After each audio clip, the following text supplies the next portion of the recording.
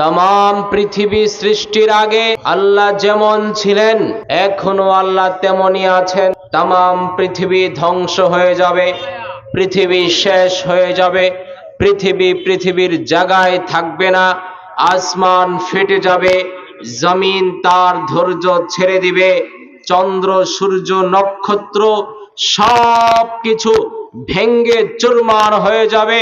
ফাইদা নুফিখা ফিস-সূর, যখনই সিংগায় ফু দেওয়া হবে, নাফখাতুন ওয়াহিদাতুন, একটি মাত্র ফু দেওয়া হবে, সাথে সাথে আসমান ভেঙে পড়বে। ইদাস সামাউন ফাতারাত, আসমান ভেঙে পড়বে, জমিন তার ভার ছেড়ে দিবে, চন্দ্র সূর্য আলোবিহীন হয়ে যাবে, সব কিছু ধ্বংস হয়ে যাবে। কুল্লু মান আলাইহা ফান, পৃথিবীতে যা কিছু আল্লাহ সৃষ্টি করলেন সব কিছু ধ্বংস হয়ে যাবে। মহান রবের শুকরিয়া আদায় করছি। কোন রবের শুকরিয়া আদায় করছি? যিনি আপনাকে সৃষ্টি করলেন, যিনি আমাকে সৃষ্টি করলেন, যিনি আসমানকে সৃষ্টি করলেন, যিনি জমিনকে সৃষ্টি করলেন, আরশ থেকে পাতাল পর্যন্ত সব কিছুর সৃষ্টিকর্তা যিনি, সেই মহান আল্লাহর শুকরিয়া আদায় করছি। সেই আল্লাহ আমাদের সৃষ্টিকর্তা। সৃষ্টিকর্তার পরিচয় আমরা কতটুকু পেয়েছি, কতটুকু অর্জন করতে পেরেছি? আল্লাহ মহান আল্লাহ, যিনি এক, তার সাথে কারো কোনো শরীক হয় না। আল্লাহর সাথে কারো কোনো শরীক নাই, তিনি একক। সেই মহান আল্লাহ রব্বুল আলামিন আপনার আমার সৃষ্টিকর্তা, সমস্ত নবীগণের সৃষ্টিকর্তা, সমস্ত সাহাবায়ে কেরামের সৃষ্টিকর্তা। এক কথায় আসমানের নিচে জমিনের উপরে আদম আলাইহিস সালাতু ওয়াস সালাম থেকে নিয়ে আজ পর্যন্ত পৃথিবীতে যত মানুষ এসেছে, আসছে, আসবে, সব মানুষের সৃষ্টিকর্তা হলেন একমাত্র, শুধুমাত্র, কেবলমাত্র আল্লাহ রব্বুল আলামিন। আল্লাহ বলেন খালাকাল ইনসান, তিনি মানুষকে সৃষ্টি করলেন। শুধু মানুষকে সৃষ্টি করলেন তাই না, এমনকি তিনি এই মানুষের হায়াতকেও সৃষ্টি করলেন, মানুষের মৃত্যুকেও সৃষ্টি করলেন। আল্লাহ বলেন আল্লাযী খালাকাল মাউতা ওয়াল হায়াতা লিয়াবলুয়াকুম আইয়ুকুম আহসানু আমালা। আল্লাযী, তিনি ওই সত্তা, খালাকাল মাউতা ওয়াল হায়াতা, যিনি মৃত্যুকে সৃষ্টি করলেন, যিনি হায়াতকে সৃষ্টি করলেন, তিনি হলেন সেই আল্লাহ। শুধু তাই না, আসমানের সৃষ্টিকর্তা সেই আল্লাহ, জমিনের সৃষ্টিকর্তা আল্লাহ, আপনার আমার সৃষ্টিকর্তা আল্লাহ। খালাকাস সামাওয়াতি ওয়াল আরদ, এই আকাশের সৃষ্টিকর্তা হলেন মহান আল্লাহ। ওয়াল আরদ, জমিনের সৃষ্টিকর্তা হলেন মহান আল্লাহ। আসমান জমিনের সৃষ্টিকর্তা একমাত্র আল্লাহ রব্বুল আলামিন। तमाम পৃথিবী সৃষ্টির আগে আল্লাহ যেমন ছিলেন এখনো আল্লাহ তেমনই আছেন। तमाम পৃথিবী ধ্বংস হয়ে যাবে, পৃথিবী শেষ হয়ে যাবে, পৃথিবীর জায়গায় থাকবে না, আসমান ফেটে যাবে, জমিন তার ধৈর্য ছেড়ে দিবে, চন্দ্র সূর্য নক্ষত্র সব কিছু ভেঙ্গে চুরমার হয়ে যাবে।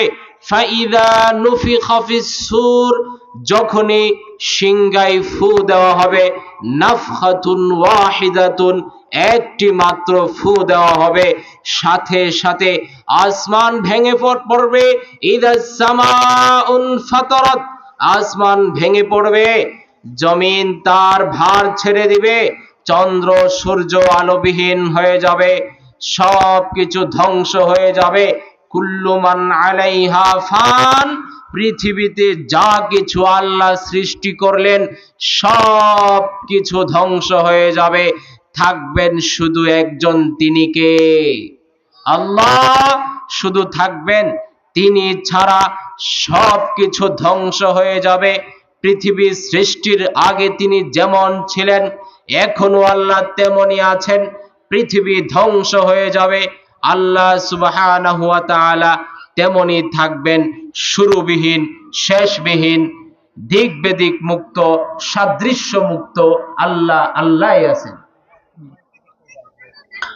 সেই আল্লাহ আসমানের সৃষ্টিকর্তা। আল্লাহ বলেন খালাকাস সামাওয়াত, আসমানের সৃষ্টিকর্তা হলেন আল্লাহ। ওয়াল আরদ, জমিনের সৃষ্টিকর্তা হলেন আল্লাহ। খালাকাল ইনসান, মানুষের সৃষ্টিকর্তা হলেন আল্লাহ। শুধু মানুষের সৃষ্টিকর্তা নয়, বরং পৃথিবীতে যত মাখলুক আছে সমস্ত মাখলুকের সৃষ্টিকর্তা হলেন আল্লাহ সুবহানাল্লাহ। ভাইয়েরা আমার, সে আল্লাহর পরিচয় রাসূলুল্লাহ সাল্লাল্লাহু আলাইহি ওয়াসাল্লামকে এক ব্যক্তি জিজ্ঞাসা করলেন। রাসূল সাল্লাল্লাহু আলাইহি ওয়াসাল্লামকে বললেন, আল্লাহর নবী আপনি বলুন আল্লাহর পরিচয় কি? কুরাইশবাসী জিজ্ঞাসা করলো, আল্লাহর নবী আপনি বলুন আল্লাহর পরিচয় কি? মহান আল্লাহ বলেন, রাসূল আপনি तमाम পৃথিবীর মানুষকে সূরা ইখলাস পাঠ করে শুনিয়ে দেন, সূরা ইখলাস বলে শুনিয়ে দেন, আমি আল্লাহর পরিচয় সব কিছু পেয়ে যাবে, সমস্ত মানুষ আমি আল্লাহর পরিচয় পেয়ে যাবে। সুবহানাল্লাহ। সেই সূরা ইখলাস আল্লাহর পরিচয়। রাসূল সাল্লাল্লাহু আলাইহি ওয়াসাল্লাম বলেন, মানুষের সাথে সম্পর্ক আছে একটি জিনিস, আরেকটি জিনিসের সাথে সম্পর্ক আছে একটি বিষয়, আরেকটি বিষয়ের সাথে নিসবত আছে, সম্পর্ক আছে। আল্লাহ, মহান আল্লাহর সম্পর্ক হলো একমাত্র, শুধুমাত্র সূরা ইখলাসের সাথে আল্লাহর এক বিশাল সম্পর্ক রয়েছে। সুবহানাল্লাহ। সেই সূরা ইখলাস কি? আমরা অনেকেই সূরা ইখলাস এখনো পড়তে পারি না। সূরা ইখলাস আমরা এখনো শুদ্ধ করে পড়তে পারি না। আমরা সূরা ইখলাসের তরজমা তাফসীর কিভাবে বুঝবো? এজন্যে কোরআনের শিক্ষা আগে দরকার, তারপরে আমাদের বুঝে আসবে।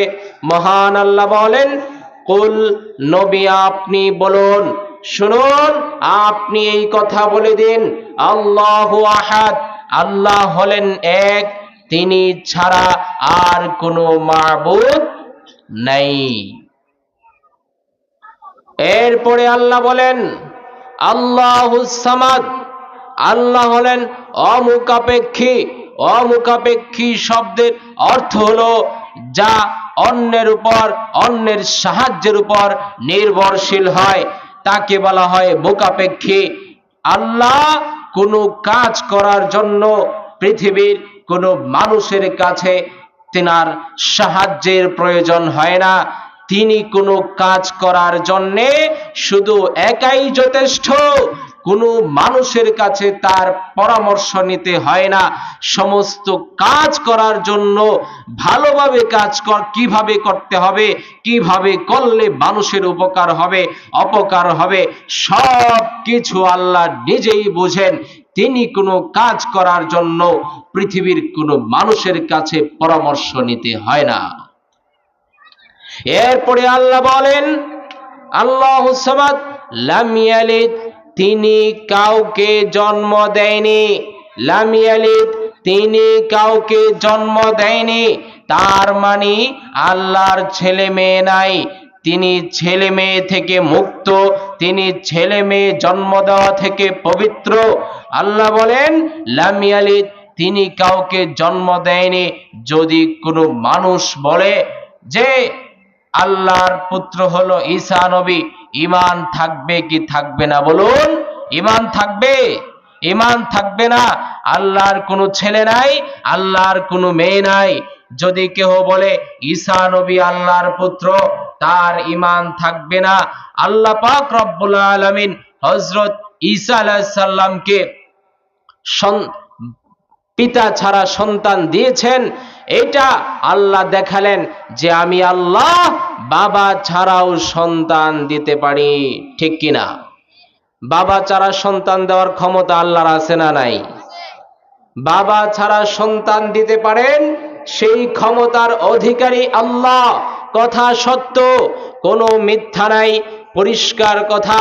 ঈসা নবী আল্লাহর পুত্র না। ঈসা নবী নিজে বলেন ক্বালা ইন্নী আব্দুল্লাহ, নিশ্চয় আমি আল্লাহর বান্দা, আমাকে তোমরা আল্লাহর পুত্র সন্তান বলে সাব্যস্ত করবে না। আমি একমাত্র আল্লাহর বান্দা এবং আল্লাহর পক্ষ থেকে প্রেরিত একজন রাসূল, আমি একজন আল্লাহর নবী, আমাকে আল্লাহর পুত্র বলে সাব্যস্ত করবে না। কাজেই খেয়াল রাখতে হবে, সন্তান দেওয়ার মালিক আল্লাহ, বাবা ছাড়া সন্তান দেওয়ার মালিক আল্লাহ। আল্লাহ পাক রব্বুল আলামিন সব কিছুর উপর ক্ষমতাবান। ইন্নাল্লাহা আলা কুল্লি শাইইন কাদির, নিশ্চয়ই আল্লাহ পৃথিবীর সব কিছুর উপর শক্তিশালী। পৃথিবীতে যা কিছু হয়েছে, যা কিছু হচ্ছে, যা কিছু হবে, সব কিছু উপর আল্লাহর শক্তি বিদ্যমান। আল্লাহর শক্তির বাহিরে কোনো শক্তি কাজে লাগবে না। আল্লাহর শক্তি হলো মহান শক্তি, আল্লাহর শক্তি হলো বড় শক্তি, আল্লাহর শক্তি হলো বিরাট শক্তি, যার উপরে আর কারো কোনো শক্তি চলে না। যারা আল্লাহর শক্তির উপর শক্তি দেখাতে চায়, যেই হাত আল্লাহর শক্তির উপর উঠতে চায়, সেই হাত ভেঙ্গে চুরমার হয়ে যায়, ঠিক কিনা? যেই হাত আল্লাহর শক্তির উপর উঠতে চায়, যেই জবান আল্লাহর শক্তির উপর উঠতে চায়, যেই শরীর আল্লাহর শক্তির উপরে উঠতে চায়, উঠতে পারে না, বরং এমন লাঞ্ছিত হয় যেমনি ভাবে ফেরাউন লাঞ্ছিত হয়েছে, নমরুদ লাঞ্ছিত হয়েছে, হামান লাঞ্ছিত হয়েছে, আবু জাহেল লাঞ্ছিত হয়েছে।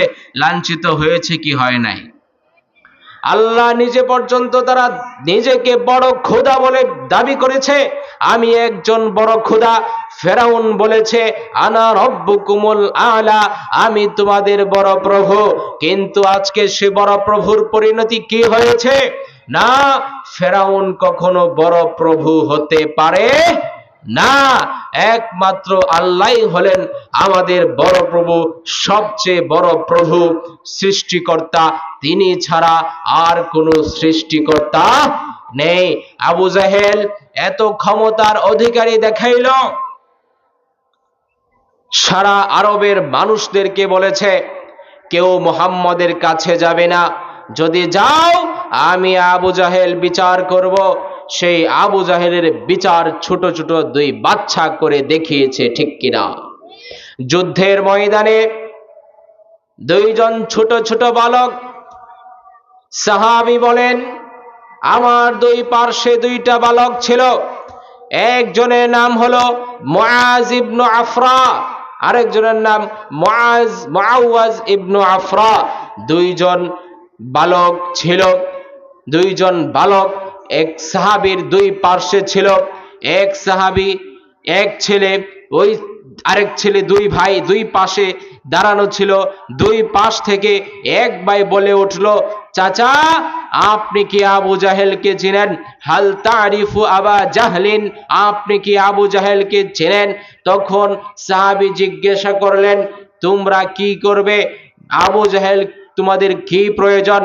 তখন বলে উঠল, চাচা শুনুন, আমি শুনেছি আবু জাহেল নাকি আমার নবীর বিরুদ্ধে আচরণ করেছে, আবু জাহেল নাকি আমার নবীজিকে গালি দিয়েছে, আমরা দুই ভাই এমন ভাবে ওয়াদা করেছি, আজকে আমরা আবু জাহেলকে এই মাঠ থেকে চিরদিনের জন্য বিদায় করতে প্রস্তুত। হঠাৎ করে আবু জাহেলকে দেখা গেল। আবু জাহেলকে দেখা যাওয়ার পরে চাচা বললেন, সন্তান, তোমরা আবু জাহেলকে দেখতে চেয়েছিলে, এই যে আবু জাহেল দেখা যায়। ইজতলা, হঠাৎ করে আত্মপ্রকাশ ঘটলো আবু জাহেলের। দেখো, ওই যে আবু জাহেল। দুই ভাই আবু জাহেলের উপরে বাজ পাখির মতো পড়ে আবু জাহেলকে দুনিয়া থেকে সাথে সাথে বিদায় করে দিয়েছে, ঠিক কিনা? ভাইরা আমার, এজন্যে আল্লাহর শক্তির উপর কারো কোনো শক্তি চলবে না, চলে নাই, চলতে পারবেও না। আল্লাহ হলেন সব কিছুর উপর শক্তিশালী। আল্লাহ হলেন সব কিছুর উপর শক্তিশালী। সে আল্লাহ বলেন লাম ইয়ালিদ, তিনি কাউকে জন্ম দেয়নি। এরপরে ওয়ালাম ইউলাদ, মহান আল্লাহ বলেন ওয়ালাম ইউলাদ, তাকে কেউ জন্ম দেয়নি। তার মানে আল্লাহর কোনো পিতামাতা নেই। আল্লাহর কি কোনো পিতামাতা আছে? নাই। ওয়ালাম ইউলাদ, আল্লাহকে কেউ জন্ম দেয়নি, তার মানে আল্লাহর কোনো পিতামাতা নেই। তিনি পিতামাতা থেকে পবিত্র। যদি তিনি জন্ম হতেন, তাকে কেউ জন্ম দিতেন, অবশ্যই তার মৃত্যু থাকতো। আল্লাহ বলেন হাইয়ুল কাইয়ুম, তিনি চিরঞ্জীব, তার কখনো মৃত্যু হবে না। কাজেই তিনি কারো থেকে জন্ম নেয়নি, তিনি কারো থেকে জন্ম হয়নি, তিনি কাউকে জন্ম দেয়নি। এরপরে আল্লাহ বলেন লাম ইয়ালিদ ওয়ালাম ইউলাদ ওয়ালাম ইয়াকুল লাহু কুফুয়ান আহাদ, আল্লাহর সমকক্ষ কেউ হতে পারে না।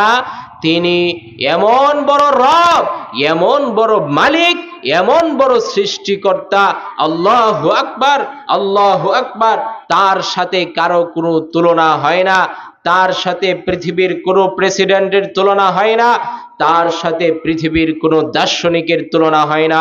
তার সাথে পৃথিবীর কোনো পণ্ডিতের তুলনা হয় না। সূরা ইখলাসের মধ্যে আল্লাহ কয়টা পরিচয় দিলেন? এক নম্বরে আল্লাহু আহাদ, আল্লাহ এক। দুই নম্বরে লাম ইয়ালিদ, তিনি কাউকে জন্ম দেয়নি। তিন নম্বরে ওয়ালাম ইউলাদ, তাকে কেউ জন্ম দেয়নি। চার নম্বরে ওয়ালাম ইয়াকুল লাহু কুফুয়ান আহাদ, তার সমকক্ষ কেউ নাই। শুধু তাই না, কোরআনের বার বার এসেছে।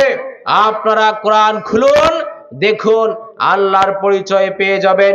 আয়াতুল কুরসির মধ্যে আল্লাহর এক বিশাল পরিচয় দেওয়া আছে, যেই পরিচয় আপনি আমি এখনো জানি না।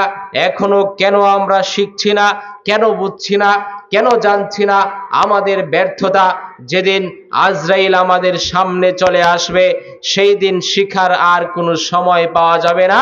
শিখুন, এখনই সময়, এখনই সময়, এখনই শিখতে হবে, এখনই আপনাকে জানতে হবে। আপনি এখনই শিখুন। কেন আপনি দেরি করছেন? পরে শিখব এই কথা কেন বলছেন? না না, এই কথা বলার কোনো সুযোগ নেই। এখনই শিখতে হবে, এখনই শিখার সময়। আপনার সন্তানকে শিখাতে হবে, আপনার ভাইকে শিখাতে হবে, আপনি নিজে শিখতে হবে। এখনই শিখার সময়, পরবর্তীতে আর শিখা যাবে না। এখনই শিখুন। আল্লাহ বলেন আল্লাহু লা ইলাহা ইল্লা হুয়াল হাইয়ুল কাইয়ুম,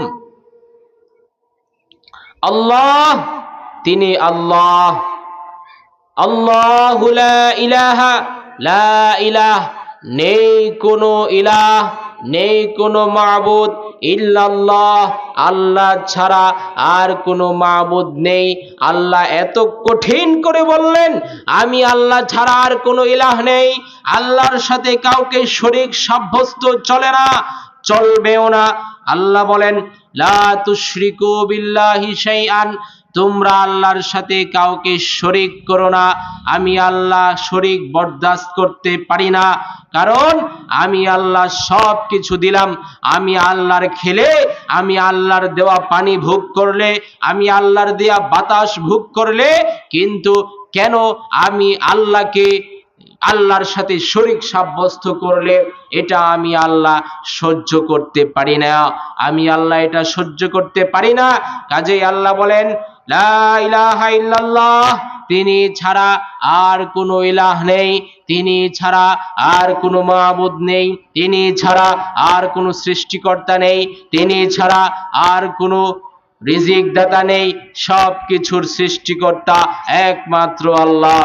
এরপরে আল্লাহ বলেন আল্লাহু লা ইলাহা ইল্লাহু আল হাইয়ুল কাইয়ুম, হাইয়ুল কাইয়ুম, তিনি চিরঞ্জীব, তিনার জন্ম নেই, তিনি কখনো মৃত্যুবরণ করবে না, তিনি কখনো মৃত্যুবরণ করবে না।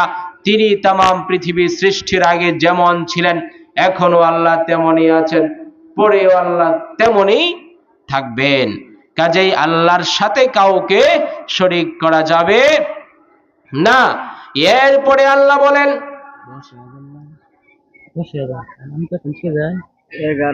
11 না,